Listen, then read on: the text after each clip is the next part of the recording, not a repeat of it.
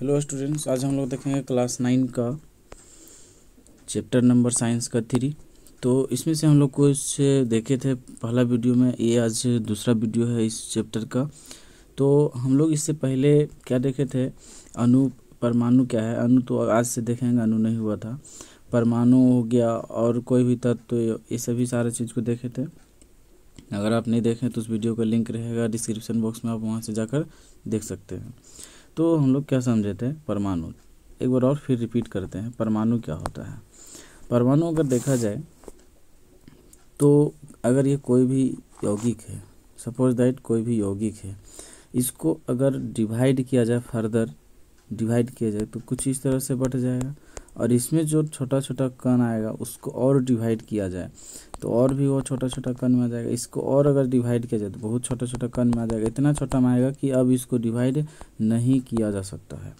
तो जिस कण को नहीं डिवाइड किया जा सकता है, इसी को क्या कहा जाता है, परमाणु कहा जाता है। ठीक है, इसी में समझना है कि ये अगर परमाणु है तो अणु क्या होगा। तो यहाँ पर अणु सीधा समझना है कि दो या दो से अधिक परमाणु, ये जो सबसे छोटा वाला यहाँ देख सकते हैं, सबसे छोटा वाला था, ये सबसे छोटा छोटा जो परमाणु है, ये दो या दो से अधिक परमाणु मिलकर क्या बनते हैं, तो अणु बनते हैं। जैसे सपोज करिए यहाँ पर एक दिया हुआ है परमाणु, ये दो परमाणु मिल जाएगा तो इस तरह से यहाँ पर जो बनेगा ये क्या हो जाएगा, यहाँ पर अणु हो जाएगा। और भी अगर मान लेते हैं ये रेड है, ये ब्लू है, दो अलग अलग कलर का, अब ये दोनों मिल जाएगा तो क्या हो जाएगा, अणु हो जाएगा। तो इसी को क्या कहा जाता है, अणु। यानी कि दो या दो से अधिक परमाणुओं के समूह को क्या कहते हैं, अणु कहते हैं। यहाँ पर देख सकते हैं साधारणतया अणु ऐसे दो या दो से अधिक परमाणुओं का समूह होता है जो आपस में रासायनिक बंध द्वारा जुड़े होते हैं। एक रासायनिक बंधन द्वारा जुड़े होते हैं आपस में, और आपस में उनके बीच एक आकर्षण बल काम करता है ताकि वो हमेशा जुड़ा रहे। इस तरह से ये हो गया। आगे क्या बोल रहा है इसमें कि अणु को किसी तत्व अथवा यौगिक के उस सूक्ष्मतम कण के रूप में परिभाषित कर सकते हैं जो स्वतंत्र रूप से अस्तित्व में रह सकता है। स्वतंत्र रूप से अस्तित्व में रह सकता है, यौगिक के सभी गुणधर्म को प्रदर्शित करता है। यौगिक में जो गुण होता है वह सभी गुण किसमें होगा, अणु में होगा। क्योंकि देखिए अणु क्या बन रहा है, जिस तरह से यौगिक बनता है, यौगिक किसे कहते हैं, दो या दो से अधिक परमाणु से बनता है। जैसे मैग्नीशियम का एग्जाम्पल लिए थे, मैग्नीशियम क्लोराइड, तो ये क्या हो गया, यहाँ पर एक यौगिक हो गया। तो इसमें मैग्नीशियम और क्लोरीन है, तो इस तरह इसमें जो यौगिक होगा, यौगिक का गुण होगा, वही गुण यहाँ पर अणु में होगा। क्योंकि अणु भी किससे मिलकर बन रहा है, वहाँ पर मैग्नीशियम क्लोराइड मैग्नीशियम और क्लोरीन से मिलकर बन रहा है। ये भी आगे बताएंगे कि यहाँ Cl2 क्यों हुआ। ठीक है, तो यहाँ पर मैग्नीशियम और क्लोरीन मिलकर एक क्या बनाया, यौगिक बनाया। उसी तरह से यहाँ पर दो परमाणु मिलकर क्या बना रहा है, एक अणु बना रहा है। तो इसमें जो मैग्नीशियम क्लोराइड में जो यौगिक का गुण होगा वही गुण अणु में भी होगा। तो आगे क्या कह रहा है इसमें कि एक ही तत्व के परमाणु अथवा भिन्न भिन्न तत्वों के परमाणु परस्पर संयोग करके क्या बनाते हैं, अणु बनाते हैं। एक ही तत्व के परमाणु हो सकते हैं या तो फिर अलग अलग तत्व के परमाणु हो सकते हैं। तो क्या बनेगा, तो यहाँ पर अणु बनेगा। आई होप ये अणु समझ में आ गया होगा। तो यहाँ पर आगे देखिए क्या बोल रहा है, अब तत्वों के अणु। तो तत्वों के अणु क्या होते हैं, यहाँ पर देख सकते हैं, किसी तत्व के अणु एक ही प्रकार के परमाणुओं द्वारा संचरित होते हैं। किसी भी तत्व का अगर अणु होगा, मान लेते हैं यहाँ अगर कॉपर, ये कॉपर है, तो इस कॉपर में किस प्रकार का अणु होगा, ये तो जाहिर सी बात है अणुओं से मिलकर बना है। तो किस प्रकार का अणु होगा, तो एक ही प्रकार का सेम टाइप का अणु होगा, इसमें कोई दूसरा प्रकार का नहीं होगा। अगर इस तरह से यहाँ पर कॉपर का अणु है तो इसमें सभी सेम एक ही प्रकार का अणु होगा और बाकी कोई दूसरा नहीं होगा। ये चीज़ इसमें कहा जा रहा है। जैसे आर्गन है, हीलियम है इत्यादि, ये सभी जो है सो इसमें क्या रहेगा, केवल एक ही प्रकार के परमाणु रहेगा। लेकिन आगे बोल रहा है, लेकिन अधिकांश आधातु कौन कौन हो जाता है, आधातु जैसे oxygen, carbon, nitrogen, fluorine, argon, phosphorus, sulphur, ये सभी क्या है, आधातु है। तो ये सभी में यहाँ पर देखिए क्या बोल रहा है कि ऑक्सीजन अणु दो ऑक्सीजन परमाणुओं से बनता है। इसमें अभी पढ़ाएंगे एटोमिसिटी यानी कि परमाणु, ठीक है, बताएंगे इसमें।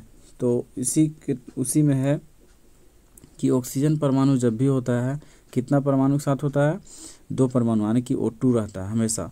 तो अगर ये O2 रहेगा तो इसको क्या कहेंगे, द्विपरमाणु अणु कहेंगे। इसमें कितना अणु है, तो 2 अणु है, इसमें द्विपरमाणुक अणु है, अणु कहेंगे। ठीक है, आगे बोला यदि सामान्यतः 2 के स्थान पर 3 ऑक्सीजन, अगर यहाँ पर क्या बोल रहा है 3 है, O3। हालांकि O3 ओजोन का रासायनिक, ओजोन को दर्शाता है, O3 लिखा हुआ ओजोन है, लेकिन यहाँ पर बोल रहा है कि अगर 3 रहेगा तो हमें O3, देखिए यहाँ पर दिया हुआ ओजोन है, ओजोन O3 प्राप्त होता है। आगे बोल रहा है किसी अणु की, यहाँ पर किसी अणु की संरचना जो है प्रयुक्त होने वाले परमाणुओं की संख्या को उस अणु की परमाणुकता कहते हैं। जैसे यहाँ O3 है, ठीक है, O3, तो इसमें कितना परमाणु, कितना ऑक्सीजन जुड़ा है, जैसे O3 में कितना कह सकते हैं, O+O+O, इस तरह से कह सकते हैं, कितना है 3 है। तो इस ऑक्सीजन में कितना परमाणु हुआ, 3 परमाणु हुआ। तो यही 3 संख्या को क्या कहते हैं, उस तत्व का परमाणुकता कहते हैं। देखिए यहाँ पर क्या बोल रहा है, किसी तत्व के अणु में, अणु संरचना में प्रयुक्त होने वाले परमाणुओं की संख्या, उसमें कितनी संख्या है, जैसे Cl2 लिखा जाएगा, तो एक क्लोरीन का Cl और ये 2, उसमें 2 क्लोरीन है, तो इसमें संख्या कितना बता रहा है कि क्लोरीन परमाणु का यहाँ पर कितना संख्या है, तो 2 है। तो इसी 2 को क्या कहेंगे, परमाणुकता कहेंगे। यहाँ तक क्लियर। आगे बढ़ा, धातु अणु एवं कुछ अन्य तत्वों के अणुओं जैसे कि कार्बन के अणुओं की सरल संरचना नहीं होती है, किंतु उनके अणुओं में असीमित परमाणु परस्पर बंधे होते हैं, जैसे कार्बन। ठीक है, और कार्बन तो आधातु हो गया। ठीक है, यहाँ ले लेते हैं सोडियम, मान लेते हैं सोडियम Na। इसमें सोडियम कहने का हिंदी का तो लिख रहे हैं सोडियम, तो इसका नाम भी होना चाहिए S से, ऐसा करके SODIUM, इस तरह से, तो इसका भी नाम होना चाहिए S, वो कुछ होना चाहिए समथिंग, बट इसका Na क्यों है ये भी आगे बताएंगे, आप बस बने रहें लास्ट तक। तो यहाँ बोल रहा है सोडियम, तो सोडियम का एक ही परमाणु है कार्बन में, ये इसका अणु की सरल संरचना नहीं होती है, परंतु इसमें जो है सो अणुओं की असीमित परमाणु परस्पर बंधे होते हैं। इसमें दिख नहीं रहा है कि कितना परमाणु, एक ही है, एक ज़्यादा तो नहीं है यहाँ पर। ठीक है, तो एक ही है, बट इसमें देखने के लिए एक है, बट इसके अंदर जो है सो असीमित परमाणु परस्पर बंधे हुए हैं, ये चीज़ कह रहा है। तो यहाँ परमाणु हम लोग पढ़े, परमाणुकता, एटोमिसिटी। तो इसमें देखिए आगे क्या बोल रहा है कि जैसे आधातु, कुछ आधातु है, तो आर्गन, ठीक है, हीलियम, ऑक्सीजन। यहाँ पर देखिए आर्गन में, आर्गन जब भी लिखा जाएगा तो Ar केवल लिखा जाएगा, क्योंकि यहाँ क्या बोला है, एक परमाणु, किसे आपको याद रखना है, आर्गन एक परमाणु है। हीलियम तो केवल हीलियम लिखाएगा, एक परमाणु है। आगे बोल रहा ऑक्सीजन, तो ऑक्सीजन बोल दिया द्विपरमाणु, मतलब क्या लिखाएगा, O2। हाइड्रोजन बोल दिया द्विपरमाणु, मतलब ये भी क्या लिखाएगा, H2। और यहाँ पर नाइट्रोजन बोल दिया द्विपरमाणु, नाइट्रोजन भी 2 लिखाएगा। क्लोरीन है द्विपरमाणु, तो Cl2 लिखाएगा। और उसके बाद फास्फोरस, इसमें है 4 परमाणु, तो P4 लिखाएगा। सल्फर है 8 परमाणु, बहुपरमाणु, तो इसमें सल्फर का एसेट होता है, इसे याद रखना है। अच्छा, चतुर्परमाणु भी लिखा हुआ है P4। ठीक है, अब चलते हैं हम लोग धातु में।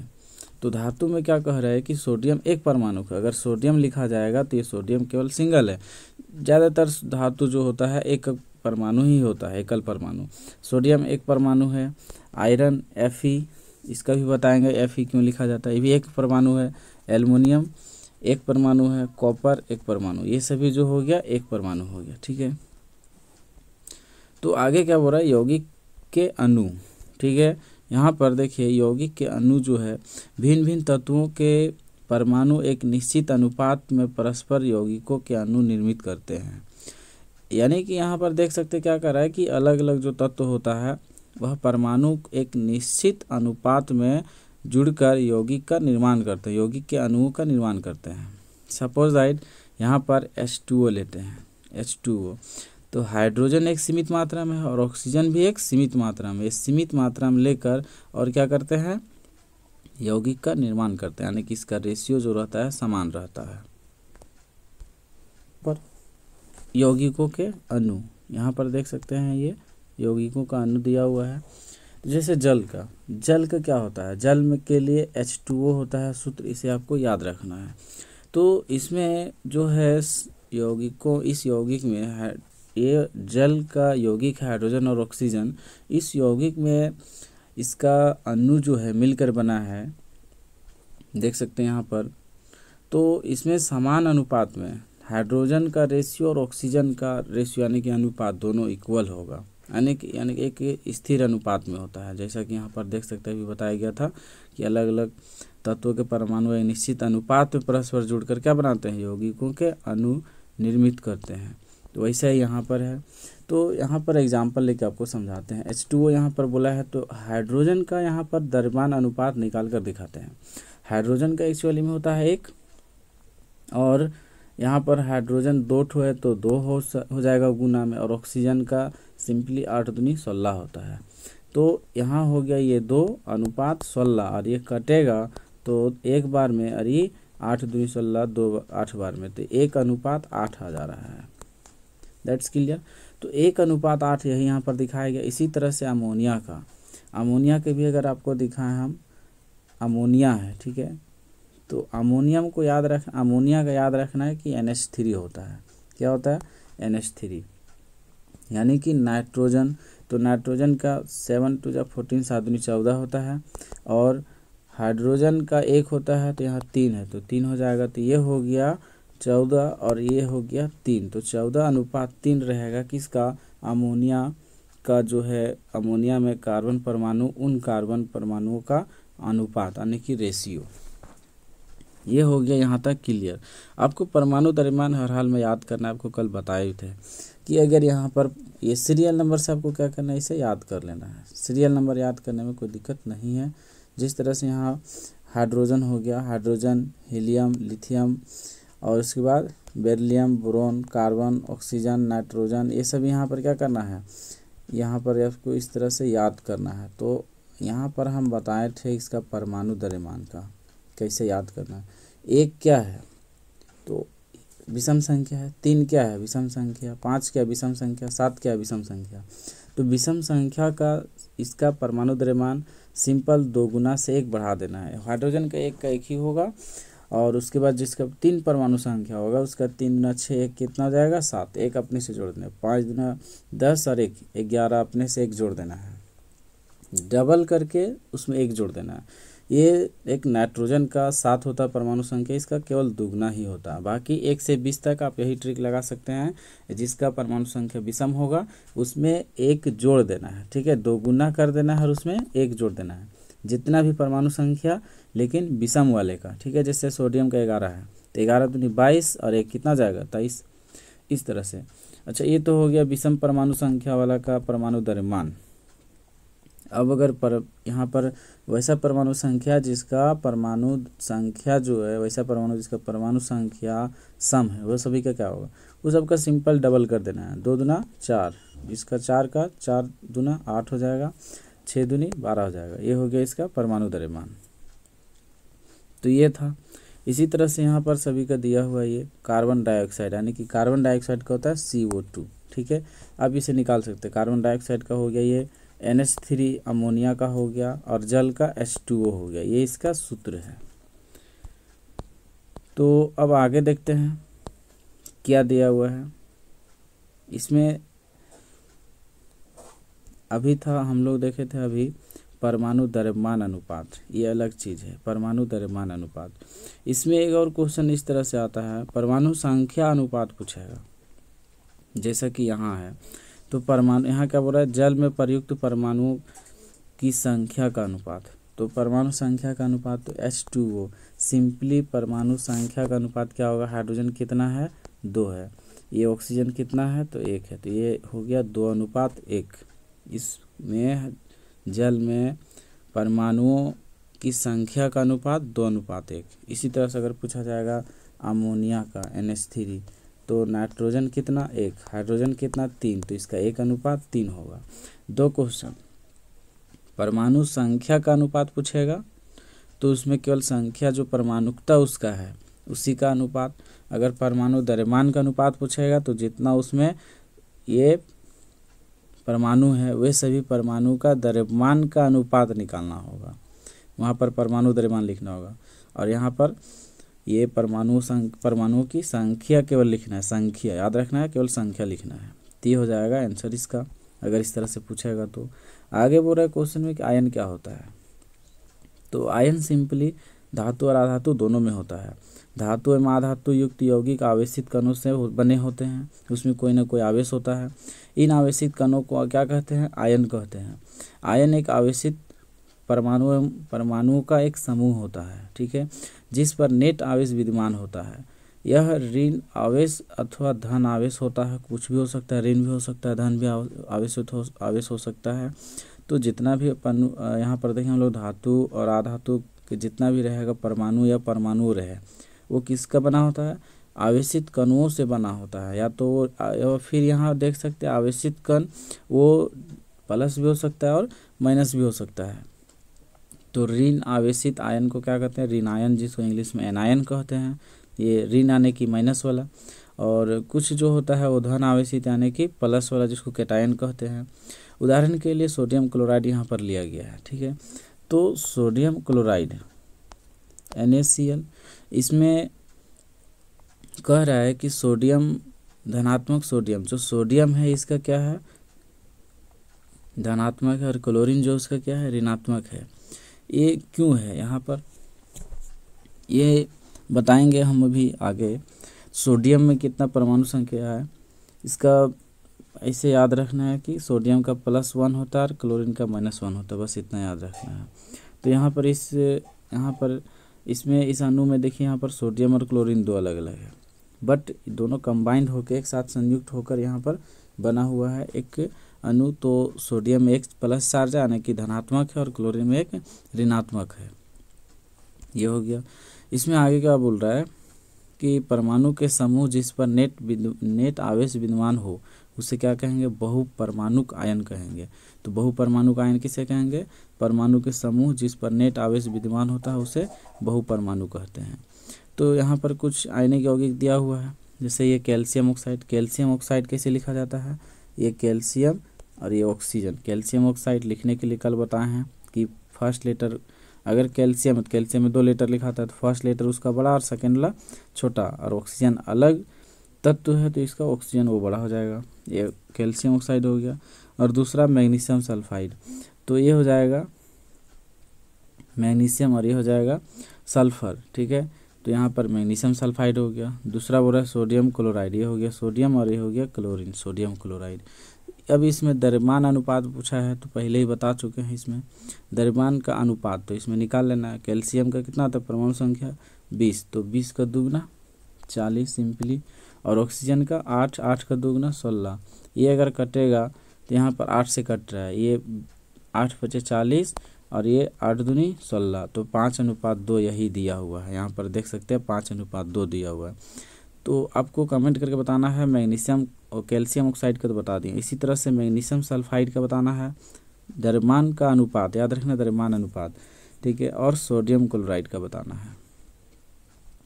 अब आगे रासायनिक सूत्र लिखना। रासायनिक सूत्र लिखना ये क्या है? किसी भी यौगिक का रासायनिक सूत्र उसके संघटक का प्रतीकात्मक निरूपण होता है, और जिसमें भिन्न भिन्न यौगिकों के रासायनिक सूत्र सरलता पूर्वक लिखे जा सकते हैं अलग अलग, ठीक है। यानी कि पहले आपको याद करना होगा कि सभी सीरियल नंबर से, अगर याद नहीं है तो सीरियल नंबर से याद कर लेना है। Hydrogen, helium, lithium, beryllium, boron, carbon, oxygen, nitrogen, fluorine, neon, sodium और मैग्नीशियम, उसके बाद aluminium, silicon, phosphorus, sulphur, chlorine, उसके बाद आर्गन, पोटासियम और कैल्शियम याद कर लेना सीरियल नंबर से। 1 नंबर में कौन है? हाइड्रोजन है। सेकंड नंबर में हीलियम। तो इस तरह से याद कर लेना। पूछा जाएगा नाइट्रोजन, तो नाइट्रोजन का परमाणु संख्या, तो नाइट्रोजन का परमाणु संख्या यहाँ से आप बता सकते हैं। यहाँ 1 हो गया, 2, 3, 4, 5, 6, 7, अच्छा यहाँ पर उल्टा हो गया,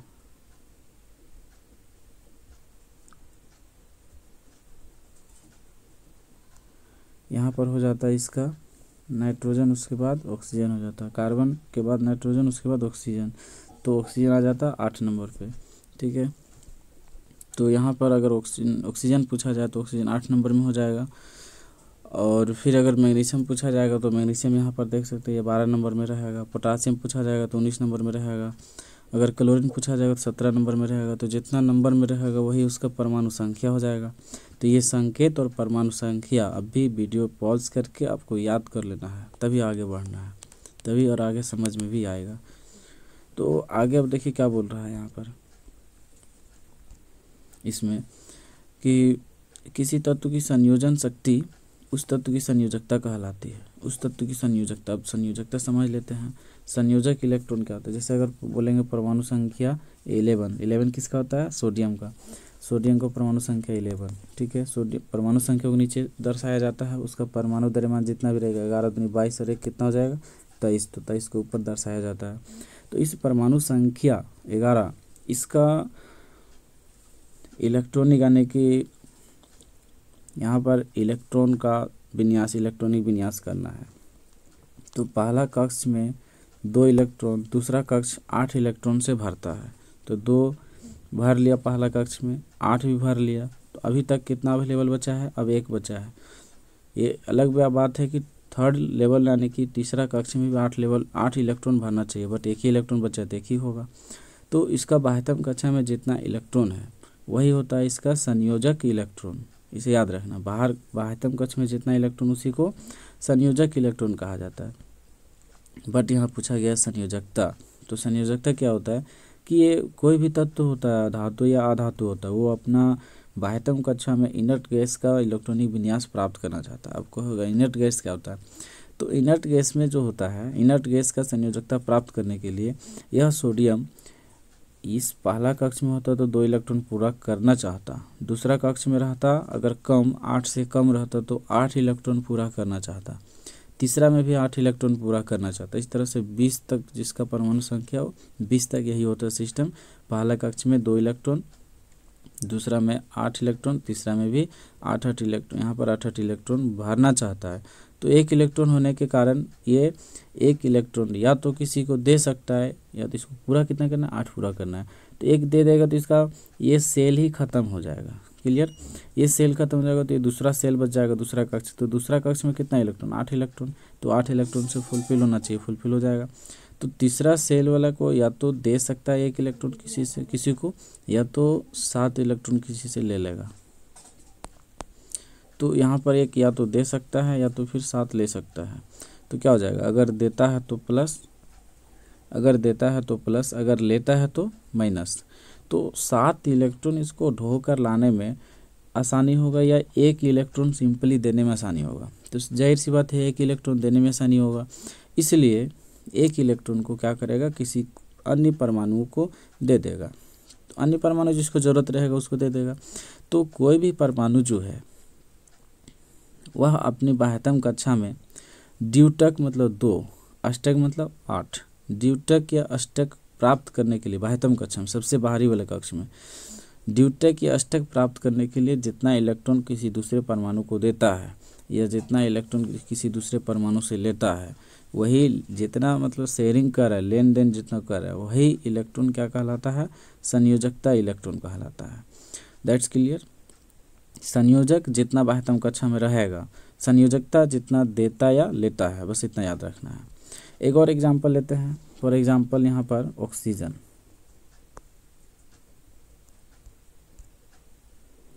अगर यहाँ पर लेते हैं हम ऑक्सीजन, तो ऑक्सीजन का क्या हो जाएगा, ये ऑक्सीजन है, ऑक्सीजन का परमाणु संख्या 8 होता है, परमाणु द्रव्यमान 8 दूनी 16 होता है।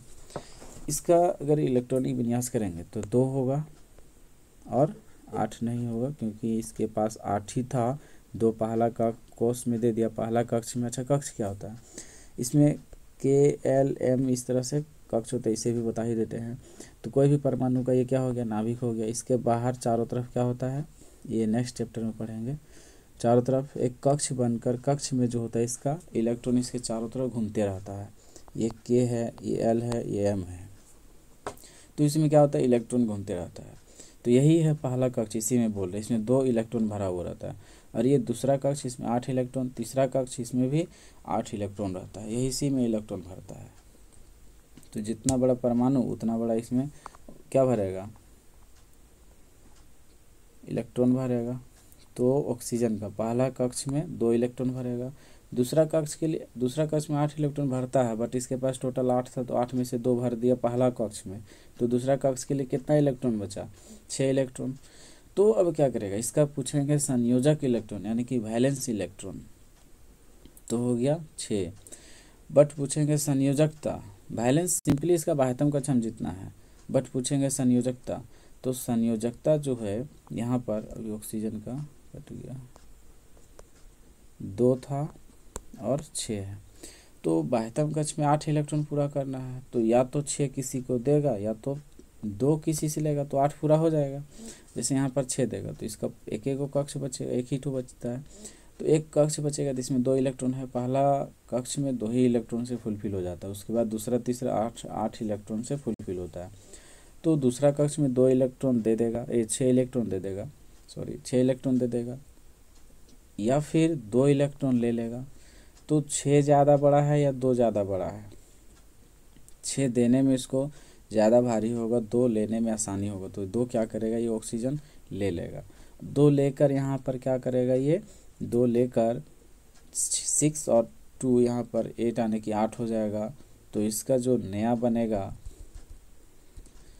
नया इसका जो कक्ष भराएगा वो ही कुछ इस तरह से, पहला कक्ष में 2 और दूसरा कक्ष में 8, लेकिन याद रखना यहाँ पर 2 इलेक्ट्रॉन ले लिया है, तो ये जो 2 इलेक्ट्रॉन ले लिया तो ऑक्सीजन के ऊपर 2 माइनस हो जाएगा।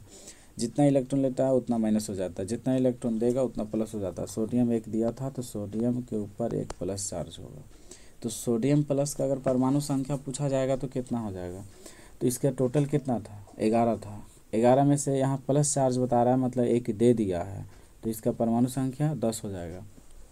अच्छा, अगर O2 माइनस आने की ऑक्सीजन का 2 माइनस का अगर पूछा जाएगा तो कितना होगा, ऑक्सीजन के एक्चुअल में होता कितना है, 8 होता है, लेकिन 2 ले लिया है, ये सिंबल अगर इतना लिखा हुआ रहेगा तो 2 ले लिया है, मतलब इसका 8 होता है और 2 लिया है, 8 और 2 कितना हो गया, 10 हो गया, तो इसका भी परमाणु संख्या 10 हो जाएगा।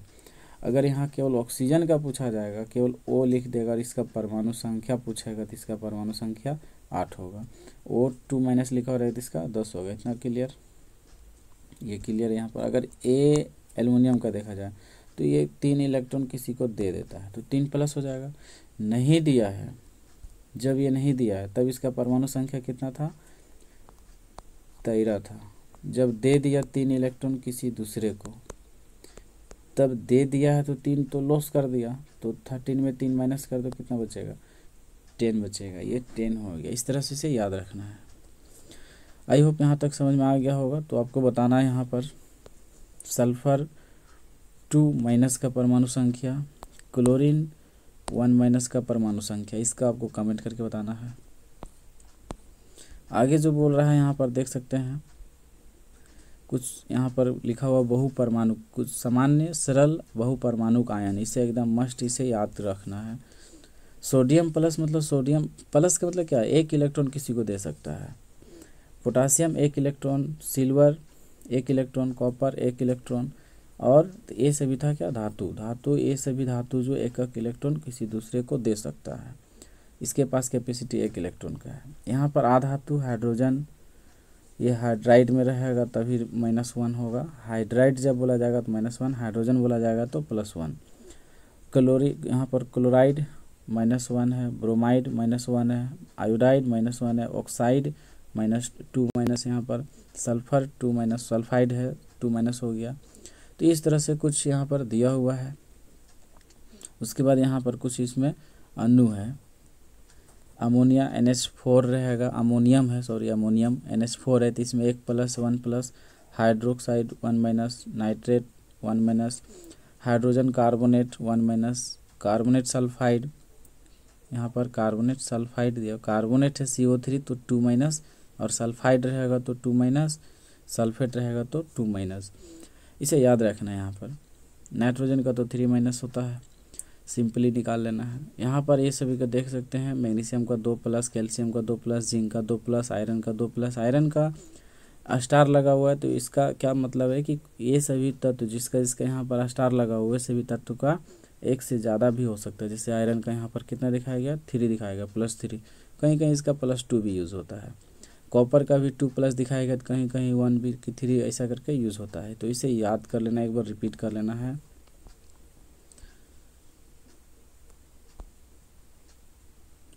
यहाँ पर आगे देखिए क्या बोल रहा है, लिखने के लिए आगे बताया गया है कैसे लिखना है सरल यौगिक का सूत्र। तो सिंपली यहाँ पर सिंपल क्या करना है कि जैसे हाइड्रोजन क्लोराइड का लिखने बोलेगा कि सूत्र क्या है, हिंदी में बोल दिया हाइड्रोजन क्लोराइड, ठीक है। इसका सूत्र क्या होगा नहीं मालूम, हाइड्रोजन का H होता है, क्लोरीन का Cl होता है। तो यहाँ पर इसका क्या करना है, लिखने के लिए हाइड्रोजन का संयोजकता लिखना है। ये तो प्रतीक लिखा गया, यहाँ पर देख सकते हैं ये प्रतीक लिखा गया, हाइड्रोजन का H और क्लोरीन का Cl।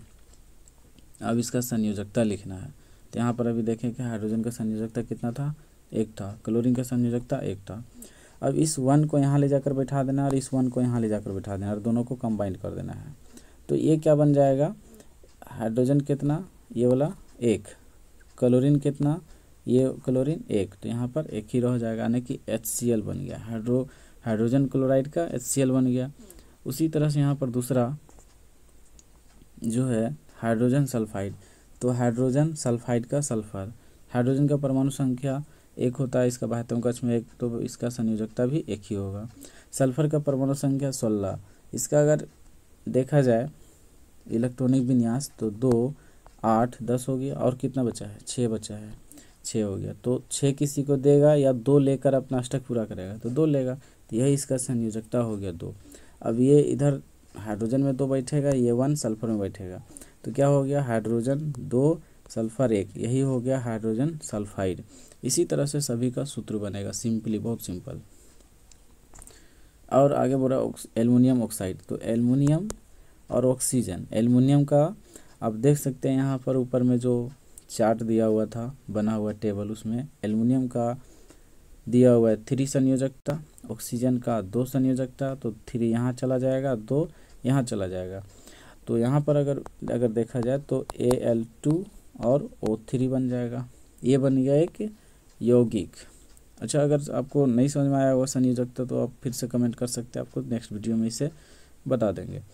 तो ऐसे भी सिंपल है, इसका परमाणु संख्या याद करना है। परमाणु संख्या याद करने के बाद पहला कोष में 2 इलेक्ट्रॉन, दूसरा कोष में इसके पास, अच्छा एल्युमिनियम का कितना था, 13 में से 2 पहला कक्ष में, 8 दूसरा कक्ष में, फिर भी अभी भी बचा हुआ है, कितना बचा हुआ है, 2 और 8 यहाँ 10 हुआ है, तो यहाँ पर था 13, कितना बचा है, 3, तो तीसरा कक्ष में कितना हो जाएगा, 3 इलेक्ट्रॉन। तो यही 3, अब 3 इलेक्ट्रॉन है तो 3 या तो देगा या फिर 8 पूरा करने के लिए 5 लेना पड़ेगा, तो 3 देने में आसानी होगा, इसलिए 3 दे देगा, तो इसका संयोजकता कितना हो गया, 3 हो गया। इस तरह से लिखा जाता है।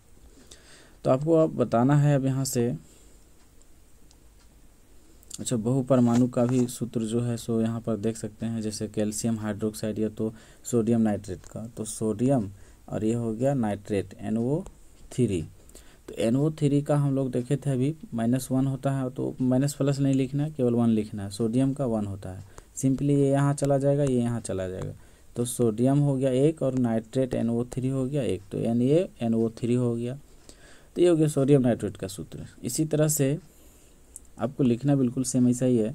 अगर कैल्शियम हाइड्रोक्साइड दिया हुआ है या फिर बोलें पोटासियम हाइड्रोक्साइड या फिर कोई और तत्व बोले मैग्नीशियम हाइड्रोक्साइड, ठीक है, तो मैग्नीशियम हाइड्रोक्साइड बोला जाएगा तो फर्स्ट अपॉन प्रतीक लिखना है इसका, फर्स्ट अपॉन यहाँ पर प्रतीक लिखना है, सेकेंड अपॉन आवेश लिखना है, इसका संयोजकता लिखना है, ठीक है, उसके बाद सूत्र लिखना है।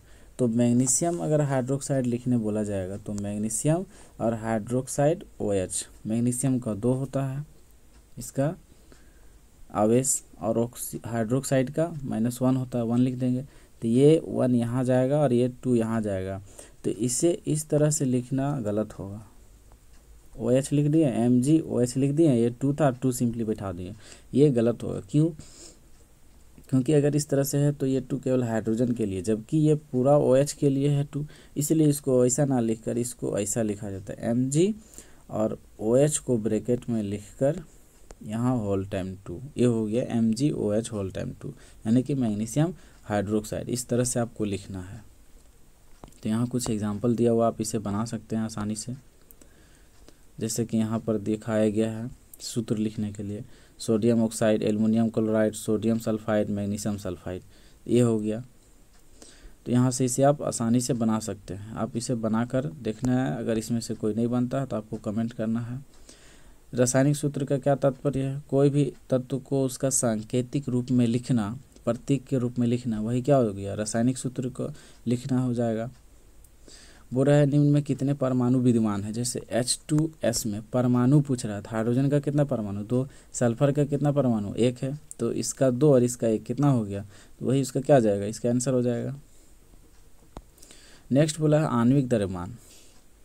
आणविक द्रव्यमान मतलब कि जितना भी किसी भी अणु में, किसी भी यौगिक में जितना भी तत्व है, जितना भी परमाणु है, वो सभी परमाणुओं का द्रव्यमान का योग को कहा जाता है आणविक द्रव्यमान।